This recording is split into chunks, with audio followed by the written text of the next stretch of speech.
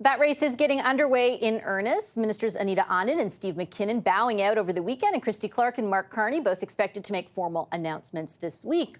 Also hoping to throw his hat into the race is Jaime Battiste, a Liberal MP from Nova Scotia, who's with us live right now. Mr. Battiste, good to see you. Thank you very much for making the time. Thank you for having me, Vassy. I wanted to start off and just ask you about something I was speaking with the campaign co-chair there, Mr. Duguid, about, and that is the entrance fee, $350,000. You referenced it in your statement today announcing that you're considering this run. Is that bar, in your view, where it should be? I think it's a bit steep for your people like myself who are from the Cape Breton. We're not a very wealthy community, but I've been making calls all weekend to Indigenous leaders, and they have been very supportive, and they said, if you give this a try, we'll support you. And I've heard that from other MPs and people in the Atlantic.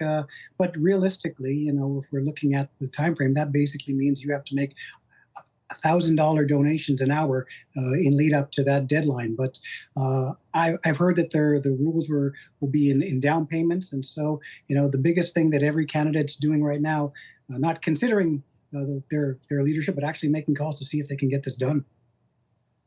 And what's your sense at this point in time, 12 days out, if you can do it? Well, I'm excited from what I did this weekend, and just within the last 48 hours, I made more than 60 calls to primarily Indigenous leaders, but Atlantic Canadians as well. And I've raised about 40,000 in terms of donations.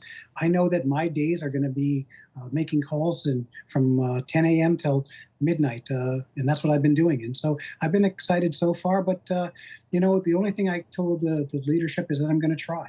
There has to be the first Indigenous person to try to be Prime Minister. And I told people before there was a Premier Wab Kinew, there was an Elijah Harper. Before there was a President Barack Obama, there was a Jesse Jackson. You have to have that first person willing to put their hand up and try, even if the odds are stacked against them. It's important to take those first steps, even if the road you're paving is for future generations. And what, in your view, would Indigenous representation at the very top of our government, what do you think that would signify? I think it would signify hope. It would mean that what a great country we live in. It's the most marginalized people in our country. The people have gone through so much. The most resilient people have gone through residential schools, have gone through day schools, have gone through colonization, that one of them could be the leader of this country. It would be historic. Just to be in the race would be historic. And I think that, I'm going to give every effort that I have to make sure that this is the case, and to try to be a voice for the Atlantic, be a voice for the Indigenous people, and a voice for those who still believe that protecting the environment is the most important thing. Can I ask you in that vein, because you mentioned in your statement a number of the policies your government has implemented, like the food program, the Canadian Dental Care Plan, Pharmacare, that you stand by. You say these initiatives are essential in order to build and grow a just society. You just talked about the environment. One of your government's marquee policies, the consumer price on carbon, has proven to be, very controversial in your neck of the woods, most specifically, right, in Atlantic Canada. Is that a policy that you would continue to pursue? So I'm an environmentalist at the heart. I'm from Cape Breton. In my Mi'kmaq culture, we learned that we're connected to our environment. We're not owners of that property, of that environment. And so, we've seen fires, we've seen floods, we've seen hurricanes, we've seen record snowfalls, and I don't think it's a time to take a back step on the environment. However, what I am committing to is a temporary pause on the carbon pricing, which you guys call carbon tax, which the Supreme Court has said is a rebate instead.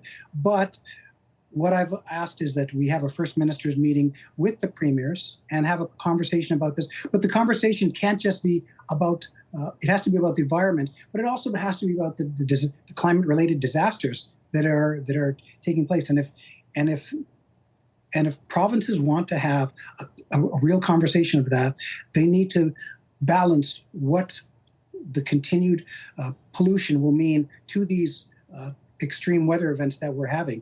And as an Atlantic MP, this is going to, what I've heard from the United Nations is 88% of our current fisheries are in jeopardy with the current rates of climate change. So this is an important thing for our future. And while it's really important for us to think about what's popular now.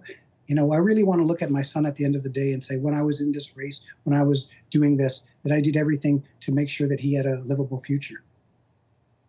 And certainly I do understand the point, and I'm sure Canadians listening to you right now who have just spent the last number of days watching what's happening in California, I think understand the impacts of climate change. Polling bears that out, right? Canadians, by and large, are concerned about the impacts of climate change. But two things can be true at once, and I did call it a consumer price on carbon. There is a lot of pushback to that. I don't understand why, with all due respect, Mr. Battiste, you think sitting down with the premiers will arrive, the federal government or the country, at any kind of consensus, because there's been no indication of that whatsoever over the last number of years. Well, my conversations with the premiers that I've talked to over the past 48 hours is something that they want to have. I went to law school with Premier Eby. I've known for Premier Canoe for more than 20 years. He's inspired me in a lot of ways to join this race. The conversations that I'm having is that they want to be more collaborative in this approach. And I feel that my leadership would be collaborative, but it also would include Indigenous communities in this conversation, because what we've heard when I went down to the United Nations on this is that Indigenous people are impacted more significantly in many areas around the world by climate change, especially up north. I mean, we have rivers that aren't getting deep enough to ship foods to. So everything has to be increased cost through flight. So we're really looking at a climate catastrophe that's happening now, but people aren't just realizing it. But if you were from Cape Breton, if you were from the Northwest Territories, you're already feeling the impact of this. And we really have to have serious conversations with it, balancing what all provinces and territories are going through. Okay, Mr. Battiste, I'll leave it there. I'm out of time. I do appreciate your time. Good luck on your candidacy. Thank you very much. Thank you, Vassy, for having me.